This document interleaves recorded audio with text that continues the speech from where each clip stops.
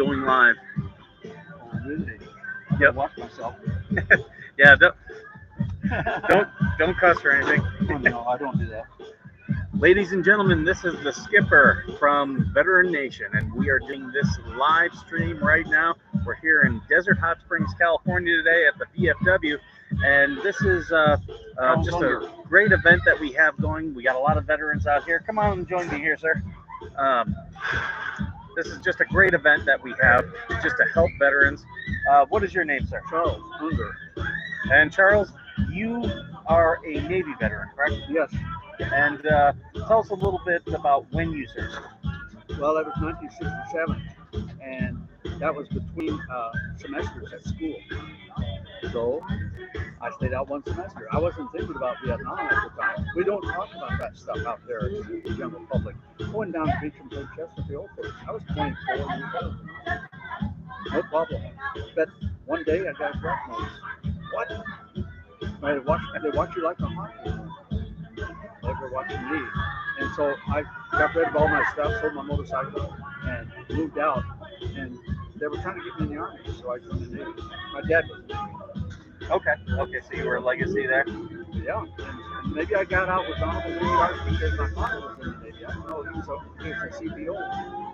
Okay, and you're riding a motorcycle again today, right? No, I've ridden about 3 or 4 different types of motorcycles, and I've ridden 3 or 4 different types of bicycles, and I've driven thousands of cars, parking cars for Red Fox nightclub and all these people in Hollywood.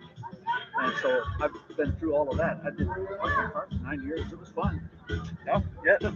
That's so tell us a little bit about your service, about how you joined, what other than the draft, what else motivated you, and what did you think about it? Well, I kept pretty much to myself. I didn't see all these other people like that as friends or anything because I was fresh in there. But I had 1 semester of surveying and construction engineering, civil engineering. Okay. And so when they drafted me, that's what my modus operandi was, is to be a civil engineer.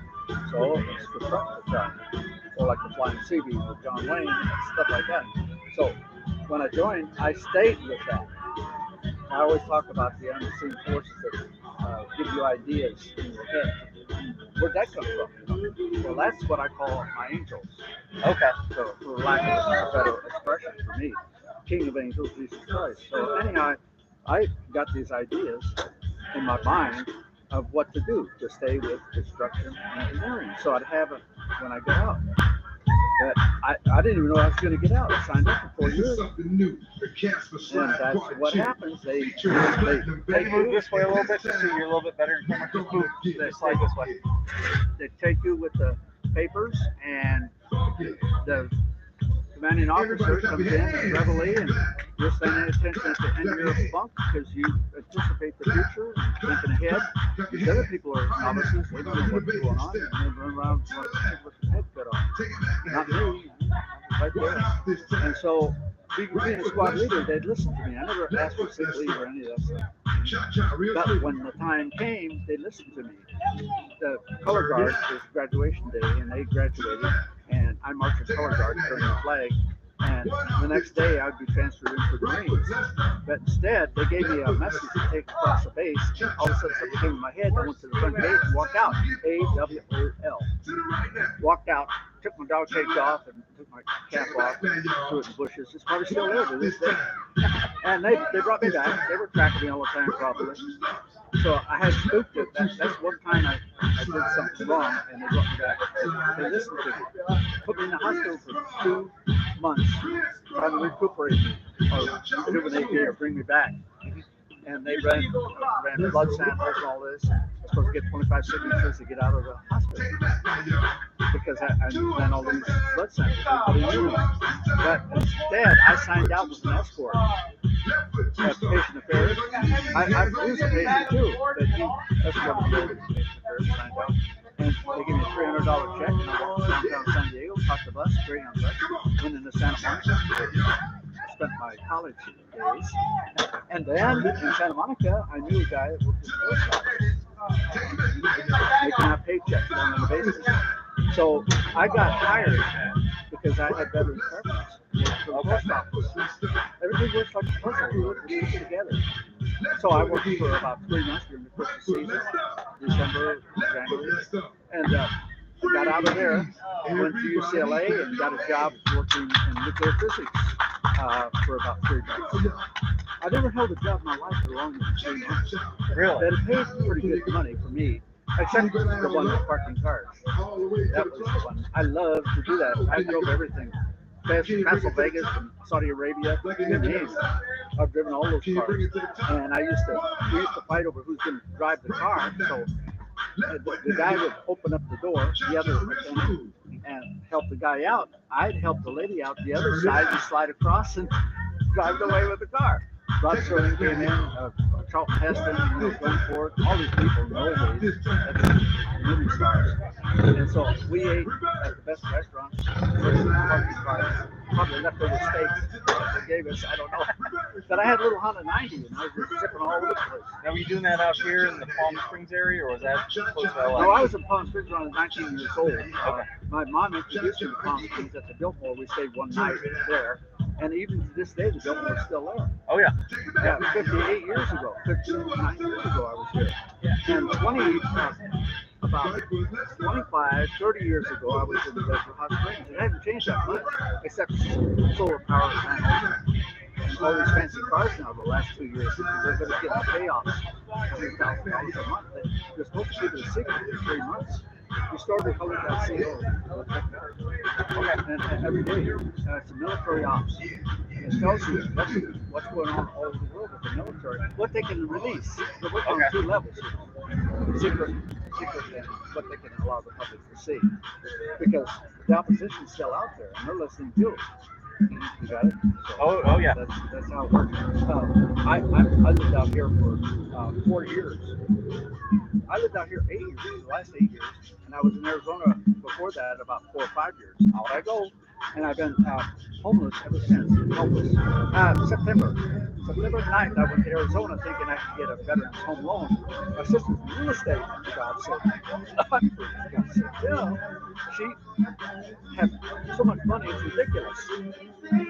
But she said she wishes she could go to New Zealand like I did. I said, well, you build your life around what you think is important. You buy a car in high school, before you know it, you got a family, you're dependent on the car, you got to live that way. But not me. I delivered newspapers in high school with a bicycle.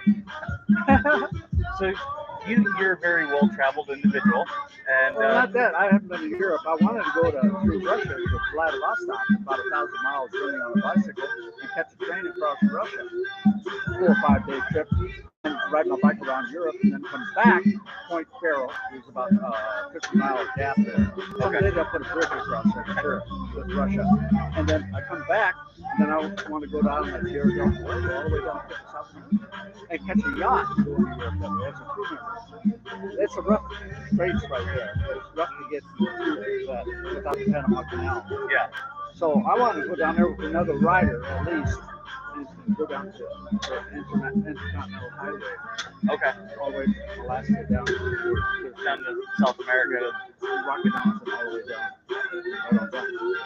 And so I always had projects to do. If I had a house, I would have to have 4 bedrooms, 3 baths, and I'm getting these offers every day. Like, I've got a lot of money. I'm riding around the bicycle. You know, what the heck is going on here? Anyhow, they send me Veterans United is the people that are trying to sell me a house in Desert Hot Springs. Okay. 3 houses every day. $350,000, $450,000, some over $500,000. And I haven't even just. I'm not allowed to say anything. You know? Oh yeah. I get my $100,000. I can't. What am I still riding a bicycle? What are you talking about? I can't get $100,000. Now these people go out and buy a big 4x4. What advice, if a young veteran was to ask you what you think they should be doing, what would you advise them? I would say, well, if they just got out, First of all, they're not my age. I'm 78. But these guys are getting out of the Gulf War and other things later on. So they had with the Agent Orange and things like this. We have new technology coming out, so they're going to be healed. Even the amputees. That's why veterans get first priority. RestoredRepublic.co. Okay. Amputees, they can grow out a leg probably in about maybe a week. A salamander will grow out a tail. We could do that too. The same thing with your teeth. You know, your baby teeth, they come out and they grow back, don't they? All your teeth will do that. All you have to do is switch the genes on. Okay. So we have technology to do this. They called it stem cell treatment. They put a scaffold on there and grow out a tooth. But you could do it a better way. Have all your teeth pushed out and grow your teeth in with stem cell by reversing your DNA. They have that technology to do that, and it's been suppressed. Okay. All I'm doing is the messenger. They're doing the hard work, doing the research. They got the biohealers, stick on your bed and stuff. Some people say, well, that's just a faith thing. You know, not really. If it works for you, then it's faith and science together. You have the faith in the science. They're not like these inoculations. That's not faith in science. That's ignorance in science. They've just been researching people that are doing that. You know, it's a shame. But what can you say to them? Well, you can pray for them. Prayer has a power. I took my bike into the bike shop. They said 2 weeks wait time for repair. They sent me a message the next day and said, it's ready. What? Something's not right. So I went down and picked it up. It was closed Sunday and Tuesday, Monday. Went down Tuesday and picked it up, and I wrote it for Wednesday, Thursday, Friday, and then it was lifted from me. I said, something's not right here. I've never had a bike lifted from me. So they might have put a tracker on there and found out where I was sleeping at 1 o'clock in the morning and pulled the gun on me and stuff. But they might have saw my sleeping bag or something. I went down to put the bike in to repair. But my hyper imagination, you can send you down a lot of rabbit holes. Right? You heard that expression. Absolutely. That expression has been overworked, but not really, because that's where our imagination works. I want to maybe not get it right. Maybe I'm working for getting anti-gravity device to fly around. Remember, your imagination is very powerful and creative energy that you have. You can actually build stuff out of your imagination. You can do things that you probably never imagined before, but other people may have imagined it also. So on the other side of the world, you can imagine something, and then boom, you develop it, and then it catches on like wildfire because other people say, yeah, that makes sense. But you can only go so far with your reasoning mind. What's the next level of consciousness, awareness, is love. Love surpasses all understanding. I don't know if you've ever heard of that. That's how you overcome reasoning. The reasoning part. That's the thing about the people that are getting shots and that are highly democratic. The bad Democratic. There's good Democrats. The bad ones are always unhappy. You'll notice those right off the bat. They won't even smile at a thing. Now, Jesus, just because he didn't smile at jokes or laugh at jokes, doesn't mean that he was a bad Democrat or anything like that. Because knowledge is power, and the more you know the whole picture. Nothing is funny, really, because you see the big picture. It doesn't do a little twitch in your brain wave and cause you to laugh. That's what really is a twitch in your brain wave. Now, I do want to talk a little bit because you mentioned love. I don't see a ring on your finger, so you're not married, sir? No. So I don't wake up in the morning and say, well, I guess I'll go out and get married. No, I don't think that way. So you're unattached? Yeah. So if any ladies check out the stream, where can I send them to you? You can't because look at my age. I'm 78 years old. But I'm shooting for 150. If I can get 150, I can get 200. If I get 200, I can get 600. Technology grows too. Oh yeah. I'm with Lucky Center Foundation, and that's as far as I can go with science. They can't go any higher. They'll come out with little things, how to deal with the COVID-19, 2019.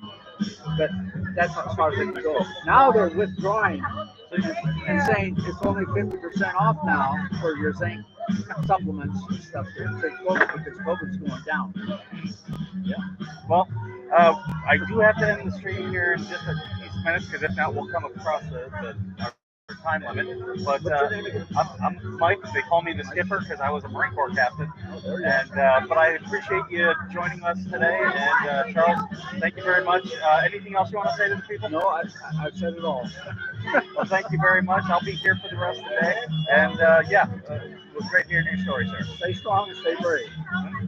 And just one of the veterans that's out here at today's event. We're again at the Desert Hot Springs VFW here in Desert Hot Springs, California, and we'll be doing this all day. Wow, that was fun. Yep. I've told a lot of